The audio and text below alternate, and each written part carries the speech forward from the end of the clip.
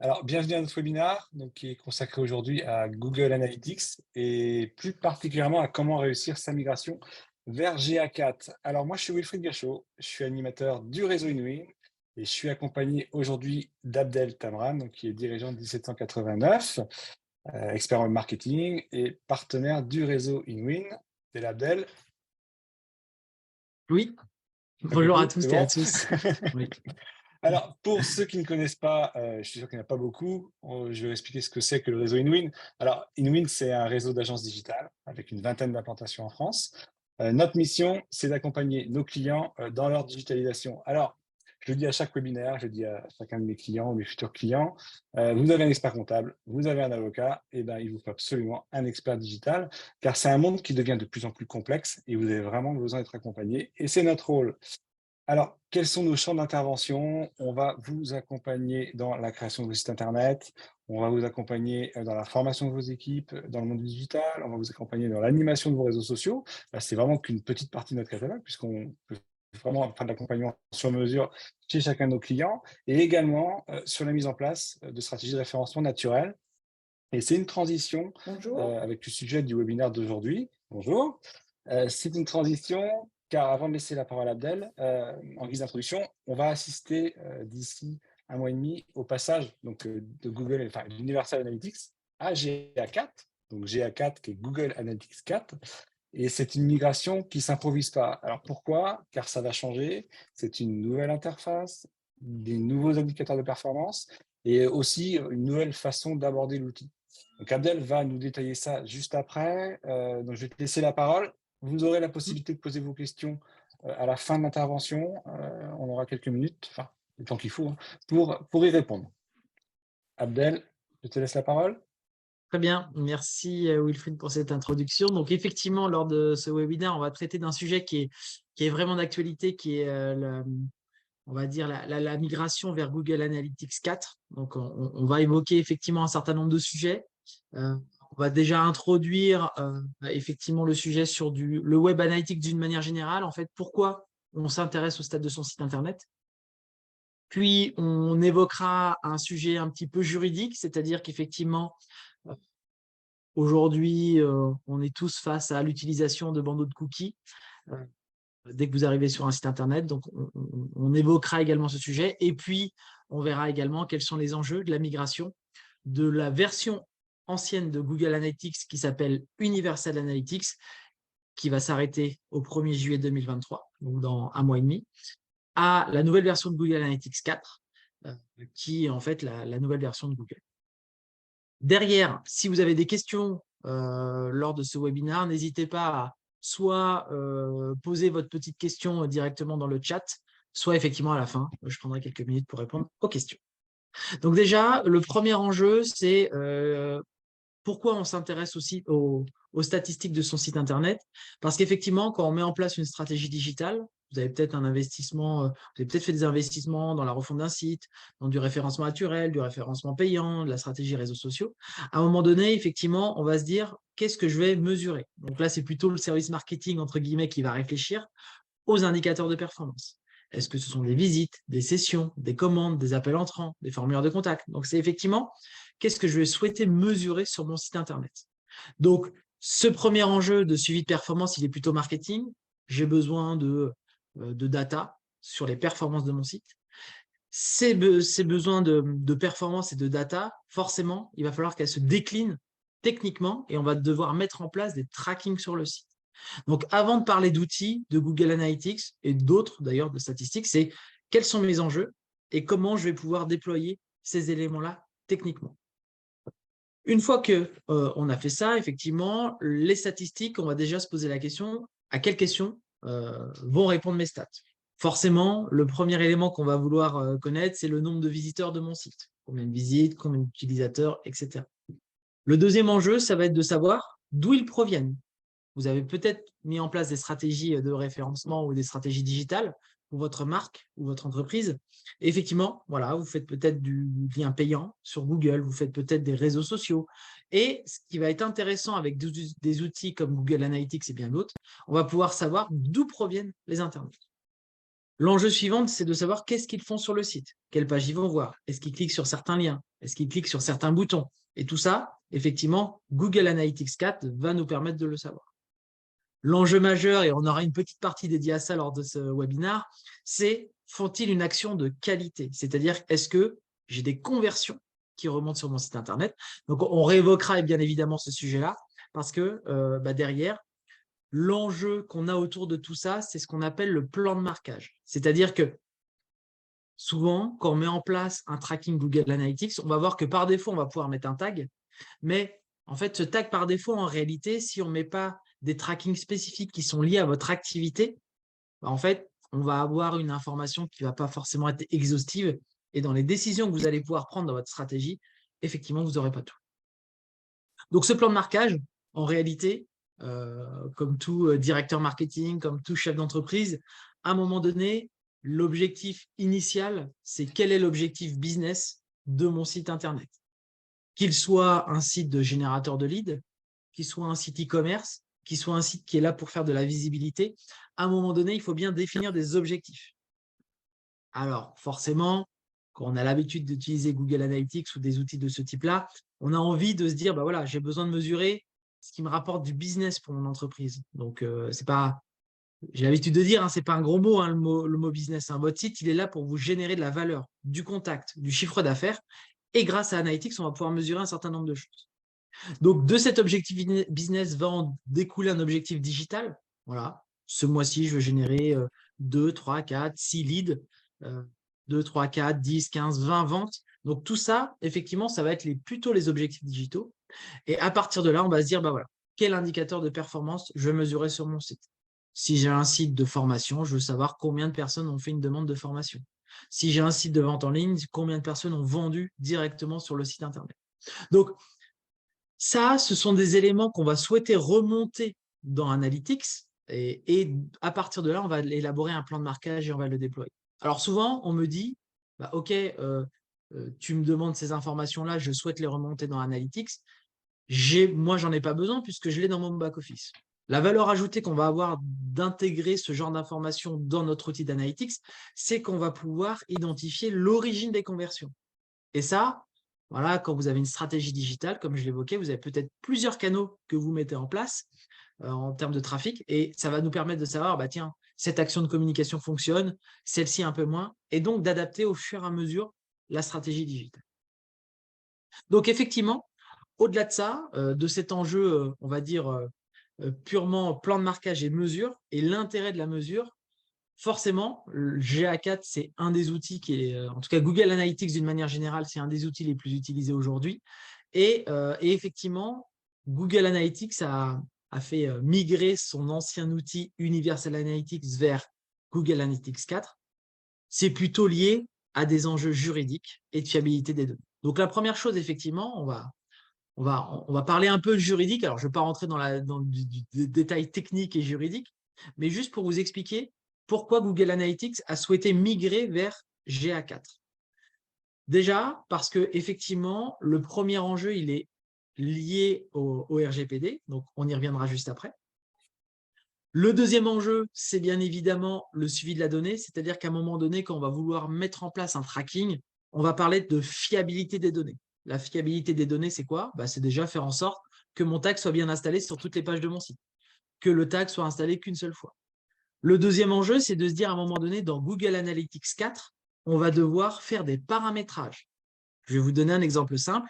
Souvent, quand on met Google Analytics, quand vous êtes au sein de votre entreprise, ça vous arrive d'aller 3, 4, 5, 6, 10 fois par jour sur votre site Internet. Et bien, si dans Google Analytics 4, vous n'excluez pas votre propre trafic, ça vient totalement biaiser les statistiques. Donc ça, ce sont des petits paramétrages qui sont à faire dans GA4 qui vont vous permettre d'avoir une donnée fiable, de ne pas avoir forcément votre trafic interne. Donc c'est un exemple. Il y a bien évidemment tout un tas d'autres paramétrages à faire.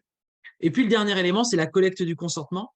Vous avez tous fait face à ce genre de pop-up où effectivement aujourd'hui, il y a une espèce de, je dirais pas vide juridique, mais en tout cas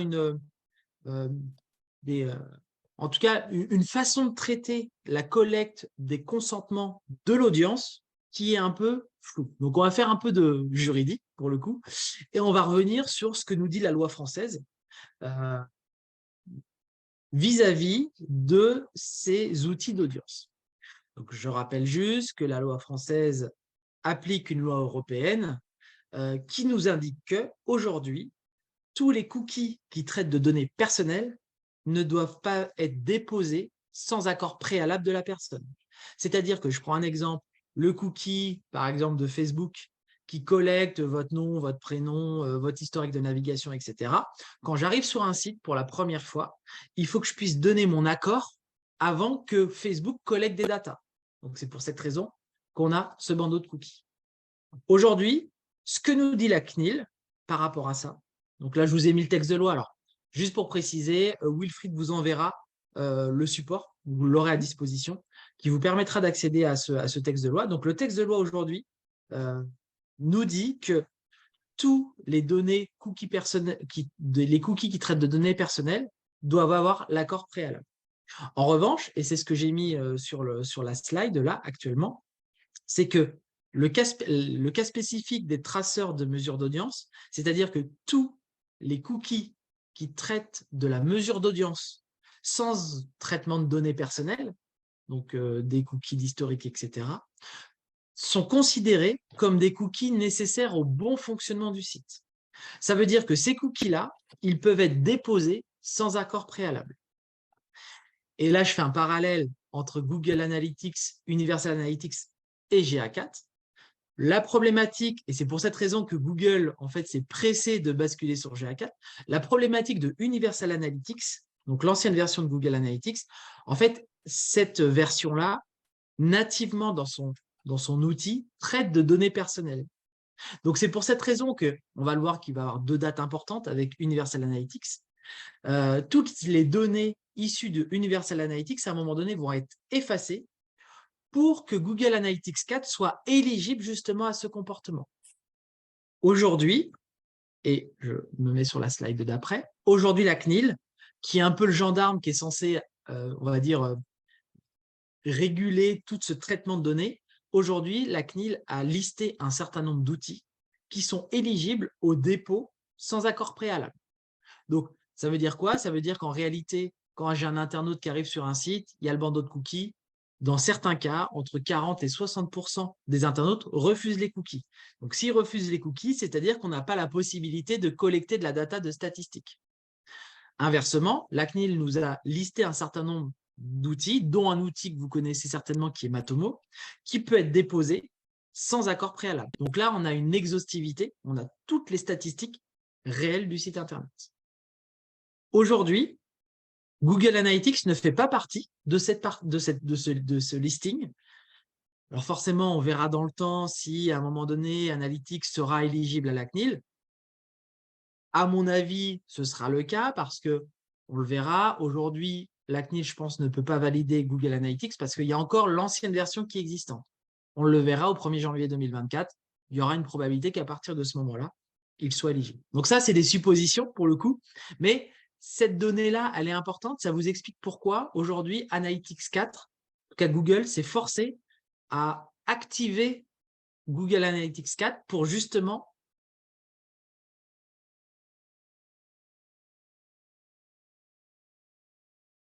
des internautes. Donc ça, c'est le côté un peu juridique, mais qui explique, on le verra, hein, aujourd'hui, on a une version de Google Analytics 4 qui n'est pas forcément finalisée totalement, puisqu'on a des nouveautés qui, au fur et à mesure, arrivent. Et on sent un peu d'empressement du côté de Google Analytics de forcer un peu le passage auprès des annonces. Donc, juste un peu pour vous expliquer comment collecte les données l'outil Google Analytics 4. Juste pour préciser, alors je ne vais pas rentrer dans l'aspect technique, c'est que sur l'ancienne version de Google Analytics avait différentes façons de collecter de la data à travers du déclenchement de pages vues, d'événements, de données issues des réseaux sociaux, etc. Désormais, comme un peu tous les outils de Web Analytics, toutes les données sont déclenchées via des événements. Donc, Analytics se contente de déclencher des événements qui nous permettent de collecter de la data. Donc, comment on se positionne par rapport à un plan de marquage, justement, dans cette collecte-là? Alors, J'aime bien cette slide-là et de la mettre un peu sous une forme de fusée à plusieurs étages. On va parler déjà du premier étage de la fusée, tout en haut. Quand vous créez un compte Google Analytics 4 et vous mettez votre tag sur votre site Internet, Google Analytics va collecter des données basiques. Voilà, le temps passé, le nombre de sessions, le nombre de visiteurs, le nombre de pages vues, quelles pages ils ont visitées. Donc, c'est tout un tas d'événements automatiques que va collecter Analytics 4. Donc, pour préciser, que je sois un e-commerce, que je sois un site institutionnel, que je sois un petit blog, etc. Donc, toutes les données vont être similaires pour chacun des sites. À un moment donné, donc ça va être natif dans GA4. À un moment donné, vous, pour votre entreprise, vous avez peut-être des actions particulières. Vous faites peut-être du Facebook Ads, vous faites peut-être de l'emailing, vous faites peut-être des campagnes de Google Ads. Donc, à un moment donné, ce qui va être important pour votre entreprise, c'est de mettre en place du marquage, du tracking via des UTM de vos campagnes. Donc ça va permettre, par exemple, un emailing de bien le ranger dans emailing dans Google Analytics 4. Donc ça, c'est des éléments qui sont importants. Quoi qu'il arrive, dès que vous faites des campagnes push, de bien mettre en place des UTM. Autre élément qui n'est pas natif dans Google Analytics et qui va nécessiter une intervention de votre part, qu'elle soit de votre webmaster ou de votre responsable digital, c'est de mettre en place des événements que recommande Google. Je vous donne un exemple. Si je suis un site e-commerce, je vais mettre un événement dans Analytics qui va me permettre de remonter le chiffre d'affaires. C'est ce que je vous ai expliqué tout à l'heure. Nous, derrière, ça va nous permettre de mesurer, par exemple, d'où provient principalement le chiffre d'affaires. Dernier élément, des marquages d'événements qui sont personnalisés. Je vous donne un exemple, un tracking qu'on met assez régulièrement sur les sites Internet. C'est les internautes qui arrivent sur votre site et qui ont une intention de vous appeler. Donc, on met un petit tracking qui nous permet de mesurer, de compter, on va dire, combien d'appels téléphoniques ont généré votre site Internet. Donc, tout ça, vous le voyez, en fait, on a ces deux premières étapes. Une étape qui est native dans Analytics où ça va être similaire pour tous les sites. Un deuxième étage où là, c'est vous, en fonction de vos activités, que vous allez pouvoir mettre un tracking. Et tout ça va nous générer des rapports. Ces rapports, ils vont être bien évidemment générés de manière automatique par GA4. Et surtout, ça va vous permettre à un moment donné de prendre des décisions. Donc, l'humain, il intervient, c'est-à-dire que les rapports, il ne s'agit pas forcément de faire des rapports pour faire uniquement des rapports, avoir des beaux chiffres, mais surtout pour prendre des décisions marketing, des décisions d'amélioration de son site Internet, d'amélioration de son expérience client, et ainsi de suite. Donc ça, effectivement, alors je trouve que cette slide-là résume bien un peu l'état d'esprit un peu du Web Analytics, où on va pouvoir mesurer des choses pour prendre des décisions. Ça, c'est vraiment important. On finit par une décision quand on analyse ses stats sur un mois, sur 2 mois, sur 6 mois, sur un an, que sais-je. Et ça, c'est vraiment, vraiment important. Derrière, une fois comment on met Google Analytics 4 en place, alors forcément, l'objectif, c'est de mettre en place un tag, donc une balise, sur l'ensemble des pages de votre site. Donc là, forcément, en fonction de votre typologie de site, que je sois sur un open source type WooCommerce, WordPress ou PrestaShop, il y a des plugins qui fonctionnent très bien et qui permettent d'installer GA4. Donc forcément, installer GA4, vous l'avez tous certainement vu. En ce moment, vous avez un espèce de gros warning qui fait un peu peur d'ailleurs. Hein. On voit un décompte comme un peu une bombe hein, qui avance dans le temps. Et effectivement, l'enjeu, il est là, c'est-à-dire que Google Analytics 3, on le verra après, se termine au 1er juillet. Donc à partir du 1er juillet, Universal Analytics ne traitera plus aucune donnée. Donc c'est pour ça qu'aujourd'hui, il y a une espèce de pression qui est mise par Google pour que vous puissiez migrer vers Google Analytics 4. Donc effectivement, cette méthode, en fait, on va dire cette migration assistée, je l'ai appelée comme ça par Google, c'est la méthode la plus simple. Voilà. Alors pourquoi Google nous force un peu à passer là-dessus? Pourquoi? Parce que déjà aujourd'hui, avant cette migration, effectivement, Google Analytics, c'était l'un des outils les plus utilisés. Les parts de marché de Web Analytics pour Google Analytics, je crois que c'était 98 ou 97% de parts de marché. Donc ça, déjà, c'est de maintenir cette part de marché. Le deuxième enjeu, c'est l'intérêt de Google Analytics de forcer ça, c'est pour la partie Google Ads.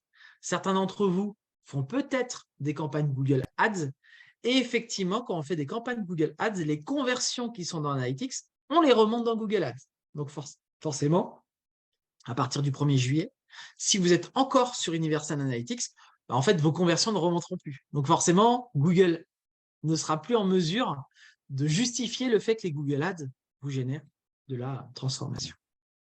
Donc ça, effectivement, il y a une méthode qui est actuellement en place sur Google Analytics 3, où en fait, en un clic, vous pouvez créer votre compte Analytics 4. Et en fait, Google Analytics a mis en place un espèce d'assistant de configuration qui vous permet de déployer en fait ce que vous avez mis en place sur GA3, Universal Analytics, pour le déployer sur GA4.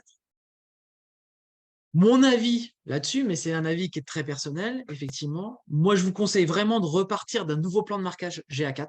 Voilà. Déjà parce que ça vous permet peut-être de vous rechallenger sur les tracking à mettre en place sur votre site internet. Voilà, parce que peut-être votre plan de marquage dans Universal Analytics date peut-être de quelques années. Deuxième élément qui est important, cette migration automatique. Il y a certains trackings qui sont issus de Universal Analytics qui ne sont pas automatiquement repris sur GA4. Donc ça, effectivement, ne vous attendez pas forcément à retrouver exactement la même chose dans GA4 de ce que vous avez dans GA3. Et puis, forcément, il y a une évolution technologique de l'outil GA4. Donc, forcément, il va falloir s'adapter techniquement aux contraintes techniques de GA4 sur votre site, sur certains trackings, etc. Donc, effectivement, moi, je trouve que c'est une véritable opportunité de se rechallenger sur les trackings que vous avez en place sur votre site internet. Les dates importantes au niveau de la version Universal Analytics. Donc, au 1er juillet 2023, arrêt de la collecte de data. Donc, vous aurez encore accès à l'historique de votre Google Analytics 3, Universal Analytics. Alors, oui, je parle de Google Analytics 3 pour Universal Analytics. Et à partir du 1er janvier 2024, toutes les données d'historique de trafic, donc si votre Analytics existe depuis 5 ans, au 1er janvier 2024, Google efface tout. Vous n'aurez plus aucune donnée. Donc, je vous conseille, bien évidemment, d'exporter toutes ces datas pour avoir cet historique. Je rejoins un peu ce que je disais tout à l'heure. Pourquoi Google Analytics fait ça? Parce qu'en fait, justement, pour s'émanciper de toutes les données personnelles et pour montrer patte blanche à la CNIL et à l'Union européenne en disant, voilà, on a un outil Google Analytics 4 qui respecte les contraintes de données personnelles. Notre précédent outil, on l'a effacé, on l'a supprimé. Il n'existe plus. Voilà. Donc, c'est pour ça que je vous évoquais 2024, là où, à mon avis, Google Analytics 4 va évoluer et sera certainement éligible à un dépôt sans accord préalable. Voilà. Là, bien évidemment, ce sont des suppositions. Ce n'est pas une affirmation. Alors, un petit élément sur les indicateurs, parce que là, on est plutôt sur le fonctionnement de GA4. Mais on va se poser un peu la question sur le contenu même de GA4. Donc, je ne sais pas si vous vous rappelez tout à l'heure, je vous évoquais des questions qu'on se pose autour des statistiques. Combien de personnes visitent le site? Comment ils sont arrivés sur le site? Comment ils se comportent? Font-ils une action de qualité? Dans Universal Analytics, donc sur le menu de gauche, on voyait que c'était très bien structuré sur Universal Analytics.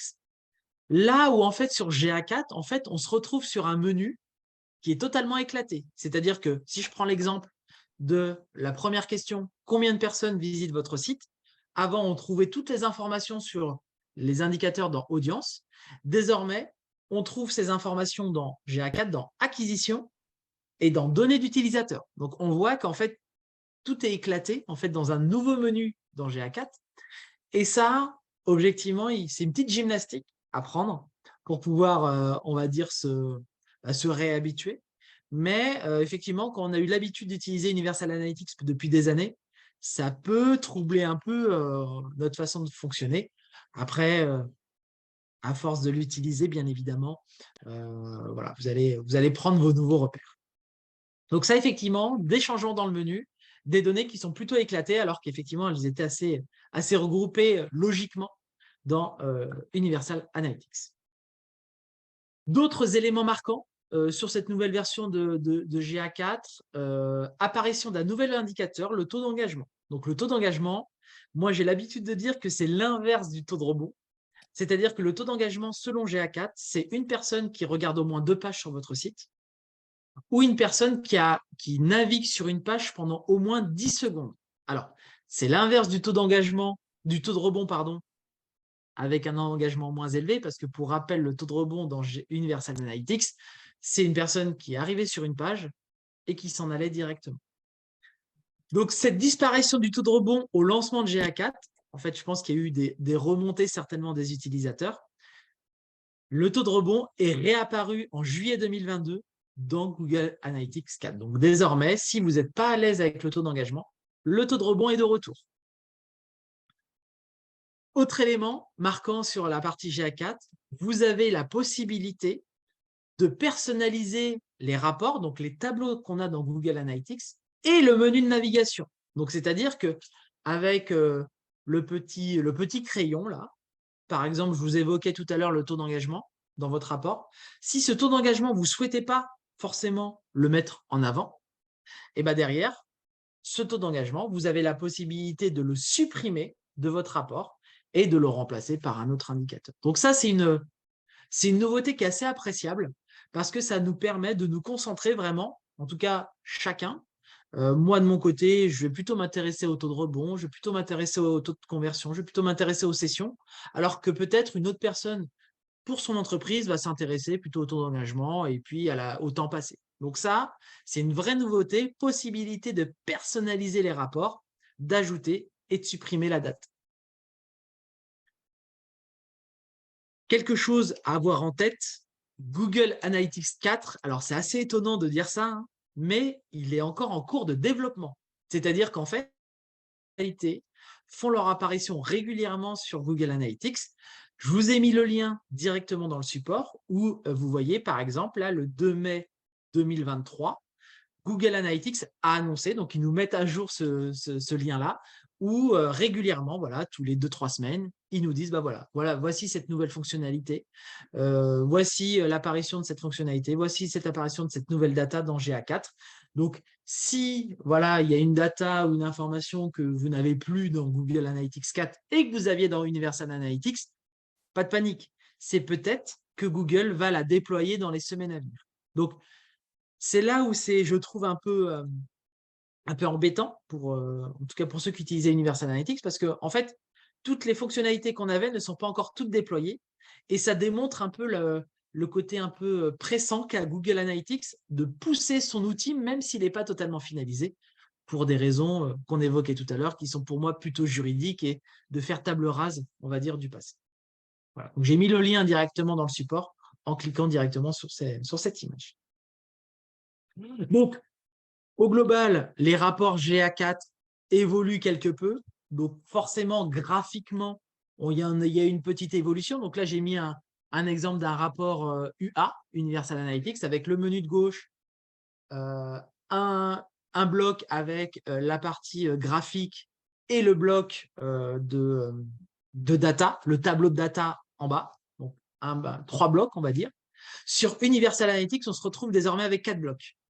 Le menu de gauche, la partie graphique avec un menu avec une courbe et un menu avec des barres.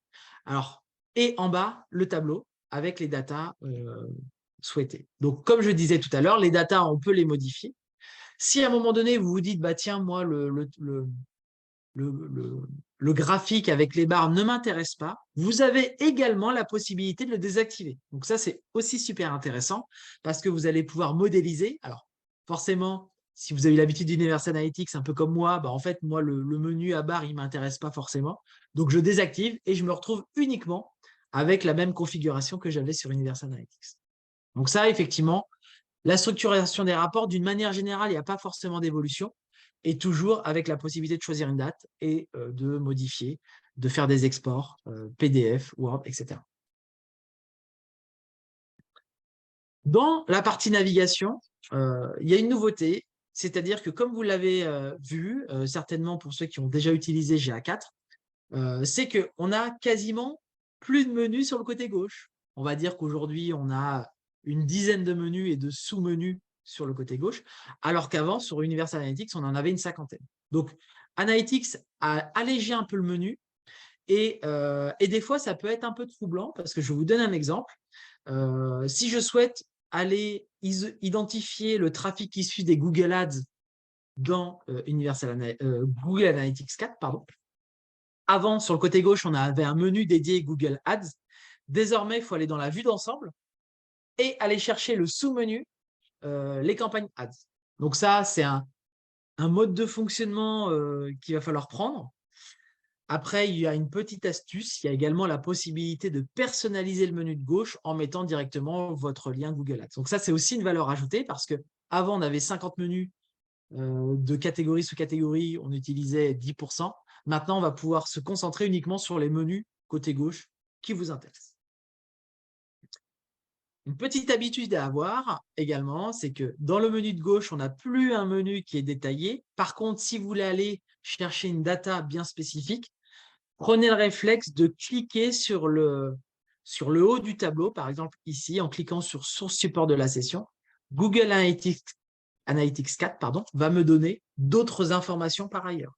Voilà, donc source support, les supports de la session, etc. etc. Donc, en fait, c'est un double menu. On se retrouve avec le menu de gauche et des menus de sous-catégories qui se situent directement dans le tableau. Donc ça, pareil, pour les utilisateurs de Universal Analytics, on avait l'habitude de regarder plutôt dans le menu de gauche pour naviguer. Là, on se retrouve avec une double navigation dans le menu de gauche et au sein même des tableaux également. Donc ça, effectivement, ce sont quelques éléments marquants qu'on peut avoir sur Google Analytics 4. Et c'est des éléments qui sont un peu, qui peuvent vous perdre un peu quand vous avez eu l'habitude d'utiliser Universal Analytics. Dernier élément, en tout cas plutôt sur la partie analyse et data, la partie conversion et attribution. Donc, juste pour rappeler, c'est ce que je dis souvent, en fait, votre Google Analytics ne sert à rien si vous ne définissez pas des conversions sur votre site Internet. Donc, une conversion, c'est quoi? C'est ce qui apporte de la valeur pour votre entreprise. C'est un formulaire de contact rempli, une demande de devis, un appel entrant, une vente en ligne quand on est un e-commerce, etc., etc. Donc là, c'est la définition que nous donne Google. Une conversion, c'est ce qui contribue à la réussite de votre entreprise. Donc, effectivement, ce qui va vous générer du chiffre d'affaires. Donc, forcément, c'est ce que j'évoquais à l'instant, hein, on peut avoir différents formats de tracking. Ça peut être une inscription en ligne, un formulaire, une demande de devis, etc. Donc, ça, c'est l'objectif marketing. Derrière, nous, en termes de tracking, on va mettre en place une conversion sur les pages de confirmation. Je prends un exemple, vous avez un formulaire de contact, la personne remplit, valide, et ben dans Google Analytics, je vais dire à Analytics 4, écoute, quand un internaute arrive sur cette page de confirmation, je souhaite que tu me remontes une conversion. Ça va me permettre, moi, quand je vais piloter l'activité de mon entreprise, de me dire, OK, j'ai X conversions qui ont été générées, et surtout, je vais avoir la possibilité d'attribuer l'origine de la conversion. C'est-à-dire que je vais pouvoir dire, tiens, ce mois-ci, j'ai eu 50 demandes de devis. Il y en a 2 qui proviennent de mes Facebook Ads, 10 qui proviennent de mes Google Ads, 3 qui proviennent de mes emailing, etc., etc. Et ça, c'est une vraie valeur ajoutée, en tout cas qu'à GA4, c'est de pouvoir attribuer la conversion à une source de trafic. Donc, par défaut, GA4, Google Analytics d'une manière générale, a une attribution au last click. Le last click, ça veut dire quoi? Ça veut dire que si j'ai un internaute qui vient une première fois sur votre site, depuis, par exemple, les Google Ads, il navigue, il ne fait pas de conversion, il s'en va. Donc là, il n'y a pas de conversion qui sont comptabilisées, il y a du trafic qui est issu des Google Ads qui est comptabilisé. Par contre, si l'internaute vient une deuxième fois, vient par exemple du référencement naturel, et là, il le convertit. Et dans ce cas-là, Google Analytics, ce qu'il va faire, c'est qu'il va attribuer la conversion au référencement naturel. Donc, c'est la dernière source qui prend en quelque sorte la statistique. Je compare souvent ça à un match de foot. Quand il y a le buteur qui tire et qui marque, la statistique lui est attribuée. Par contre, l'attaquant, s'il n'avait pas eu une passe du milieu de terrain, il n'aurait jamais marqué son but. Donc, l'attribution dans GA4 nous permet, grâce à une attribution basée sur les données, alors il y a plusieurs modèles d'attribution. Je ne vais pas rentrer dans le détail parce qu'en fait, effectivement, il y a des modèles d'attribution qui vont disparaître de GA4. Mais pour vous expliquer, dans l'exemple que je vous ai donné juste avant, Google va se baser sur le comportement de l'internaute pour dire « Ok, j'ai un internaute qui est venu une première fois via les Google Ads. Il n'aurait peut-être jamais connu l'entreprise s'il n'avait pas cliqué sur les ads. Donc, je vais attribuer une partie de la conversion au Google Ads puis il est venu dans une deuxième fois via du SEO. Et en fonction de la qualité de la navigation, il va se dire, bah tiens, j'ai eu 2 interactions. La première interaction était très qualifiée, donc je vais attribuer 0,4 conversion pour le Google Ads et 0,6 pour le SEO. Donc, ça veut dire qu'en fait, on va séparer la conversion à différents canaux. La seule contrainte que ça va avoir, c'est effectivement que vous allez peut-être vous retrouver dans vos rapports avec, bah tiens, le référencement naturel m'a généré 10,5 demandes de devis. Donc, on va avoir des virgules. Il faut juste expliquer qu'en fait, il y a eu certainement une conversion qui est liée à une première navigation via un autre trafic et puis la dernière navigation via le SEO. Mais je trouve que dans la compréhension, ça permet de mieux valider en fait ses actions de communication digitale. Dernier élément, et je me suis permis de prévoir une to-do list de la migration Universal Analytics vers GA4. Effectivement, la to-do list, c'est quoi? C'est déjà forcément déployer votre balise GA4 sur votre site Internet. Aujourd'hui, je vois encore beaucoup de sites qui ont Universal Analytics encore et qui n'ont pas encore déployé leur tag Google Analytics 4. Donc ça, faites-le très rapidement, en tout cas un conseil. Deuxième étape de la to-do list, adapter, modifier ou ajouter un plan de marquage GA4. Voilà. Mon conseil, bien évidemment, c'est peut-être de refaire table rase et de repartir sur des nouvelles datas. Troisième élément de la to-do list, la synchronisation des outils Google Analytics 4 et Google Search Console, qui est un outil lié au référencement. C'est quelque chose qu'on peut synchroniser. Important, notamment si vous avez une stratégie SEO. Quatrième to-do list, synchroniser les outils Google Analytics 4 et Google Ads, surtout si vous faites des campagnes Google Ads. Mettez bien à jour vos conversions et vos audiences. Et la dernière étape de la to-do, bien évidemment, s'adapter à l'outil et se former parce qu'effectivement, si vous n'avez pas l'habitude d'Universal Analytics, forcément, vous allez partir de zéro, mais c'est peut-être bien pour le coup. Mais si vous avez l'habitude d'Universal Analytics, effectivement, ça demande une petite gymnastique pour pouvoir prendre en main cette nouvel outil qui, objectivement, et forcément, quand on fait du marketing digital, ça reste un outil qui est prépondérant dans le pilotage de votre activité digitale. Alors, juste avant, Merci à oui, vous. merci Abdel. Je te coupe la parole, je suis désolé. Non, juste avant les questions, on Oui. parlait de se former et nous, on organise, on ne vous laisse pas seul par rapport à ça, on ne laisse pas seul nos clients, on organise le 22 juin une formation justement animée par Abdel sur GA4, sur la to-do list que tu as montré tout à l'heure. C'est une formation qui aura lieu en ligne et avec un coût de 700 euros. On a fait vraiment une opération spéciale pour nos clients et pour les gens qui veulent. Donc n'hésitez pas, si ça vous intéresse, le 22 juin, à revenir chez nous, vers nous. Donc vous pouvez trouver en fait l'InWinner, l'agence InWin qui est à votre proximité sur le site inwin.fr et le contacter pour vous inscrire. Ou sinon, vous me contactez. Donc j'ai marqué mon mail dans le Slack, dans le Zoom. Vous me contactez sur wilfried@inwin.fr pour que je vous mette en relation avec l'agence InWin la plus proche. Donc c'est 22 juin, formation GA4. Voilà, donc s'il y a des questions, vous avez la parole, on vous écoute. Oui, bonjour.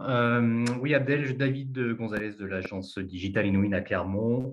J'avais une question. Oui, si on veut prendre, comment procéder en fait pour prendre en main rapidement, je dirais GA4? Ok. Alors, c'est souvent une question que j'ai pour le coup. Après, ça va dépendre de l'appétence qu'a la personne avec Google Analytics. Est-ce que j'ai déjà utilisé Universal Analytics ou pas? Quoi qu'il arrive, c'est de la pratique. C'est-à-dire qu'effectivement, à un moment donné, d'aller creuser dans l'outil, d'aller chercher l'information, voilà, de naviguer au sein de l'outil. Après, c'est vrai que là, on parlait de formation. C'est vrai que si vous faites une formation, ça permet de vous aiguiller, de vous guider rapidement vers les bonnes informations à aller chercher, de vous éviter à aller dans tous les sens. Donc, voilà, de la pratique ou éventuellement se former si vous souhaitez aller plus vite. Très bien.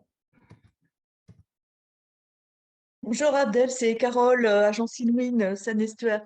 Une Merci, petite Abdel. question sur les données que nous avons en historique. justement sur Universal. Donc, si elle disparaît, ça veut dire on n'aura aucun historique, même si on a paramétré entre-temps sur Universal, sur pardon, GA4, on n'aura pas d'historique, on n'aura aucun moyen de retrouver ces données. Exactement. C'est-à-dire que, en fait, à partir du 1er janvier 2024, Google, j'aime bien dire ça, il va cliquer sur Delete, il va tout supprimer et plus aucune donnée sera disponible. Donc, après, moi, ce que je vous conseille, c'est peut-être d'exporter les datas les plus importantes, le trafic mois par mois depuis quelques années, les sessions, les conversions, etc. Mais oui, au sein de l'interface Google Analytics, il n'y aura plus rien. Ok, merci. Bonjour. Bonjour. Maryse Touchard de la société Intensity, on est un incubateur d'entreprise basé à Clichy. Nous, en fait, on a déjà migré notre base de données vers GA4 et là, on est en train de se heurter aux problématiques qui, je crois, étaient appelées paramétrage entre les événements, le tracking, les conversions, les données qualitatives, les actions. On va dire que c'est quand même la grande brasse. Est-ce que ça, c'est des points qui seront évoqués ou sur lesquels on pourra trouver des solutions dans votre formation du 22 juin? Ou en tout cas, quels sont les conseils que vous pouvez donner là-dessus? Au moins, petits conseils pour qu'on ait moins l'impression d'être que sous l'eau. Le tuba, quoi, si vous voyez ce que je veux dire. Oui, je vois bien. Alors, je ne vous cache pas que les retours sont généralement de ce type-là, c'est-à-dire qu'on se retrouve avec des nomenclatures qu'on ne connaît pas. On parle d'événements, on parle de tracking, on parle de tag. Et effectivement, l'annonceur qui gère son analytics n'a pas toutes ces données. Donc, premier élément, effectivement, la formation du 22 juin sera justement là pour vous sensibiliser à bien identifier les différentes d'événements et autres. Donc ça devrait vous éclaircir sur ce sujet. L'autre question est de se dire, est-ce que vous passez par l'assistant de Google? Moi, aujourd'hui, et je l'ai donné mon avis tout à l'heure, je trouve que vaut mieux partir d'une page blanche parce que ça risque de vous perdre dans le tracking. Si vous ne maîtrisez pas Universal Analytics et vous passez par l'assistant, je trouve que c'est plus complexe que de se former sur GA4 et de repartir d'une feuille blanche, on va dire, pour son tracking.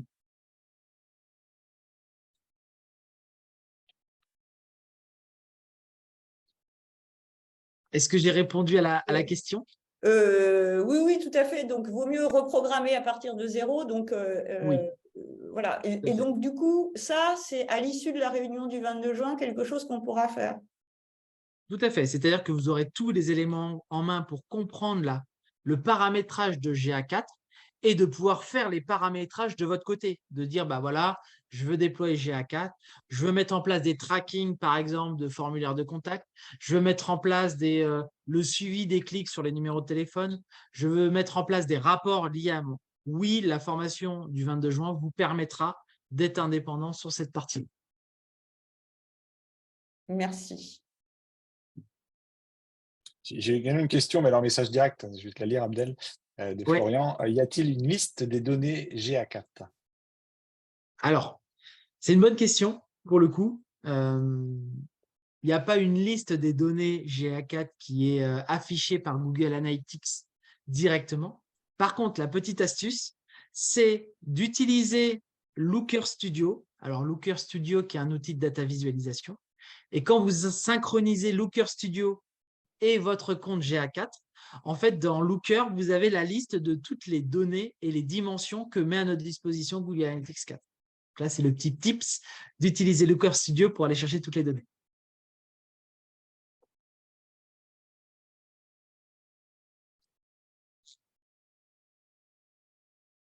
Est-ce qu'il y a d'autres questions? N'hésitez pas. Oui, Abdel est là. oui, une question, Guillaume et Inuinpo. Si sur un site en parallèle, tu as une Universal Analytics et GA4, puisque c'est possible actuellement de faire Oui. ça, est-ce que nativement, en fait, les données de toute façon seront récupérées si les deux fonctionnent en parallèle? Alors, effectivement, c'est une bonne remarque parce que je ne l'ai pas forcément notifié. Enfin, je l'ai notifié indirectement. faut savoir que Universal Analytics et GA4, ce sont deux technologies différentes. Donc, ça veut dire qu'en fait, on n'a pas une continuité des données entre Universal et GA4. Il faut considérer que c'est deux comptes totalement différents. Donc, en réalité, dès que vous avez mis en place votre GA4, donc ça collecte la data, il y aura l'historique. Par contre, tout ce qui est Universal Analytics, ça va disparaître, même si vous avez les deux tags actuellement sur le site. Il n'y a pas de continuité entre les deux outils. Ok. Et du coup, il y a une possibilité de faire un import déjà quand on fonctionne avec les deux ou ce sera de toute façon pas possible et ça veut dire qu'il fallait anticiper le plus rapidement en fait pour ne rien Moi, perdre. je serais tenté de dire qu'il fallait anticiper au 1er janvier 2022 qui nous permettait d'avoir un an d'historique. Après, pour répondre à votre question, aujourd'hui, ce n'est pas un import qui va nous intéresser, c'est plutôt un export. Alors, on va se retrouver, alors si vous mettez en place votre Analytics 4 que maintenant, vous allez vous retrouver avec une année un peu bancale, c'est-à-dire que vous n'allez pas pouvoir faire une comparaison par rapport à l'année dernière. Par contre, avec deux outils de visualisation, vous aurez vos stats d'un côté de l'année dernière avec Universal Analytics et vos stats GA4 de l'autre côté. Mais effectivement, c'est une petite année on va dire, à bricoler, entre guillemets. J'ai un complément de question par rapport à Florian tout à l'heure. Suite à l'idée GA4, il me demande est-ce qu'il y a un annuaire avec la définition des données? Alors oui, il y a un outil de FAQ qui est mis à disposition par Google Analytics, après qui est un lexique en quelque sorte avec les définitions. Oui, dans cette FAQ, vous tapez la requête. D'ailleurs, c'est le lien que vous aurez dans le support. Vous tapez la requête et puis il vous donne toutes les informations.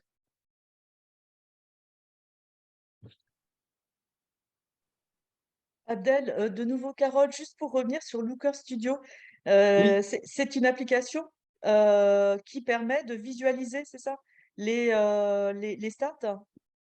Oui, tout à fait. En fait, c'est un outil de data visualisation Oui, avec la possibilité de connecter GA4 et Looker, mais également de connecter Facebook et Looker. Donc, en d'accord, fait, c'est l'élaboration de tableaux de bord. très bien, merci. Bonjour Abdel, Laurine de chez Identité 49, grossiste matériel médical, donc on vend en e-commerce. Merci pour ton intervention, du coup, déjà pour aujourd'hui. Moi, j'aurais une question, c'est quel est ton avis, du coup, qu'est-ce que va apporter, par exemple, GA4 par rapport à d'autres plateformes, du coup, qui existent aujourd'hui, comme Matomo, dont tu as pu parler tout à l'heure? Alors, c'est une bonne question parce que je l'ai également souvent. Aujourd'hui, alors si je me mets, on est le 25 mai, je réponds aujourd'hui, l'avantage de Matomo par rapport à Google Analytics 4, c'est qu'on peut déclencher Matomo sans accord préalable. Donc, en fait, tu es certaine d'avoir toutes tes données de ton site qui, dans les stats, remontent. Ça, c'est, je veux dire, c'est la vraie valeur ajoutée qu'a Matomo aujourd'hui. L'avantage à terme que va avoir GA4, c'est plutôt dans le fait où si à un moment donné, tu as d'autres actions de communication, et notamment quand on est en e-commerce, on a des fois beaucoup de Google Ads, il y a une grosse valeur ajoutée qu'a GA4 dans le ciblage qu'on pourra avoir dans Google Ads, à travers la gestion des audiences, à travers la gestion des comportements. Donc aujourd'hui, au 25 mai, c'est effectivement le déclenchement de toutes les stats via Matomo ou un autre qui est éligible par la CNIL.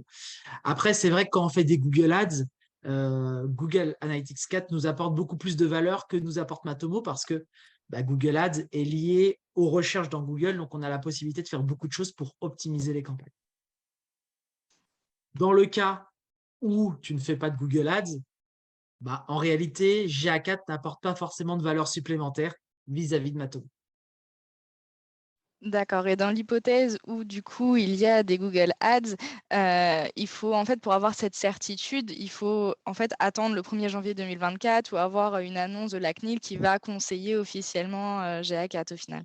Exactement, exactement. D'accord. Donc, on est un peu limité par ça aujourd'hui. Alors, tout à l'heure, je parlais un peu de flou, parce qu'effectivement, il y a un vrai flou par rapport à ça, même si la CNIL a communiqué un peu autour de Google Analytics. Mais aujourd'hui aussi, il y a une réalité qui est liée à des petites entreprises qui sont très dépendantes des Google Ads, qui ne peuvent pas se permettre de ne pas avoir de data. Donc, certaines décident de déclencher Google Analytics 4 sans accord préalable. Voilà, mais effectivement, on va dire, on va souvent sur le site de la CNIL pour voir si Google Analytics 4 sera à un moment donné éligible. D'accord, merci. Une dernière question qui va suivre du coup la question de quelqu'un qui vient tout juste de la publier. Matomo du coup a plusieurs versions, donc une gratuite et on compare souvent du coup Universal Analytics à la version payante de Matomo. Est-ce que du coup à terme on peut imaginer que GA4 va devenir, si il est certifié par la CNIL en fait à terme, va devenir payant ou peut-être que vous savez pas du tout, hein, mais est-ce qu'on peut imaginer ça? Alors, juste sur la version Universal Analytics, il y avait une version payante premium de Google Analytics. Alors ça, très peu d'entreprises le savent, ça s'appelait Google Analytics 360, qui était plutôt adressé aux grosses entreprises avec des gros volumes de trafic. Cette version-là n'existe plus. Donc moi, ma tendance, elle va être de dire, alors j'ai pas de boule de cristal, hein, mais la tendance fait que GA4 sera gratuit. De toute façon, ils ne basculeront pas sur un modèle payant, sinon ils l'auraient activé dès à présent. Donc non, je ne pense pas. Et Google Analytics a tout intérêt à le maintenir gratuit parce que là, justement, ils sont un peu mis en difficulté avec l'arrivée de Matomo et tout le reste.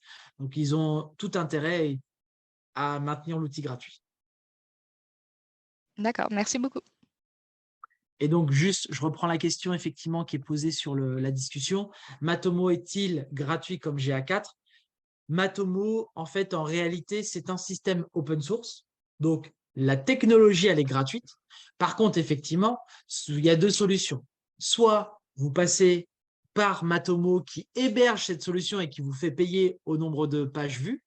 Donc, effectivement, si vous avez beaucoup au nombre de hits, donc si vous avez beaucoup de pages vues, beaucoup d'interactions, ça peut vous coûter très cher.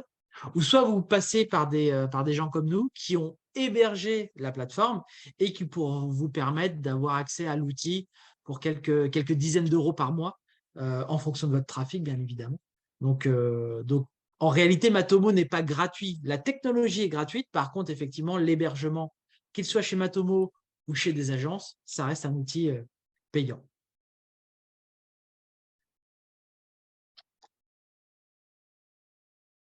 Alors, on prend une dernière question. On a bien dépassé, mais c'est pas grave, c'est important. Le sujet est intéressant. Peut-être un peu bavard. Mais comme toujours, Moi, j'ai une dernière petite question. Si on a commencé à faire le transfert et que quelque part on s'est planté, est-ce que, notamment avec les histoires de balises ou de tracking ou de choses comme ça, est-ce qu'il y a la possibilité de tout redémarrer jusqu'au 1er juillet? Enfin bon, comment est-ce qu'on a le droit à l'erreur, quoi? Alors oui, bien évidemment. Après, si à un moment donné, alors vous êtes planté, si vous êtes planté, il n'y a pas de risque majeur. Après, c'est juste qu'effectivement, il n'y aura pas de rétroactivité. S'il y a des modifications qui sont faites sur votre tracking, il n'y aura pas de rétroactivité depuis que vous l'avez mise en place. Donc, mais oui, bien évidemment, un plan de marquage, c'est aussi fait pour vivre parce que vous avez peut-être aussi des nouvelles fonctionnalités sur votre site qui vont venir dans l'année, etc. Donc oui, bien évidemment, il y a possibilité de revenir en arrière et de faire des modifications sur l'existant.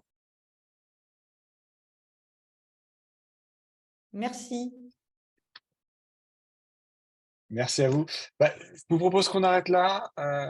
Je remercie tous les participants et on va remercier Abdel pour Merci à vous. ce webinaire. On vous donne rendez-vous à bientôt. De toute manière, je vous envoie le support. Il y aura aussi un replay qui va être mis en ligne sur le site InWin. On vous enverra le lien. Et n'hésitez pas à revenir vers nous, notamment pour la formation et également pour tout le reste de vos besoins en matière de GA4. À très bientôt. Merci. À bientôt. Merci à tous. Merci, au revoir.